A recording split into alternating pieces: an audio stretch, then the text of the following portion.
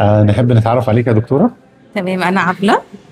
آه بس يعني مش عارفة أقول إيه، بس يعني عبلة بدرس دلوقتي في التاريخ، دكتوراه في التاريخ، جامعة عين شمس. حاصلة على الماجستير في العلاقات المصرية الهندية من 1952 ل 1970. تمام.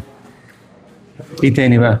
انت حضرتك قلت لي حاجات كتير قبل ما نصور. ايوه قولي، اتفضلي. حاجات كتيرة. اوكي، انا دلوقتي يعني بشتغل في شركة اتصالات، تمام. شركة وي.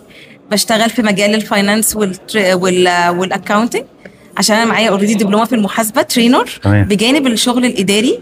ده بقى الحياة العملية. ممكن نتكلم أكتر عن الحياة المجتمعية. اتفضلي. أنا عندي مبادرة اسمها طريق مضيء لطفلي، وليها بيج على الفيسبوك. تمام. المبادرة دي أنا كنت داخلة فيها تبع وزارة الشباب والرياضة. طب هي بعدين عبارة عن ايه ما المبادرة؟ أنا دي مبادرة بتهتم. أنا من أسوان. من أسوان، اوكي، نوران. فالله يخليك. بس انا اوريدي عايشه في القاهره، وكنت حابه اعمل حاجه لاسوان. تمام. فدخلت في تبع برنامج اسمه تنميه ابناء الصعيد والمحافظات الحدوديه، ده في تبع اداره التعليم المدني في وزاره الشباب والرياضه.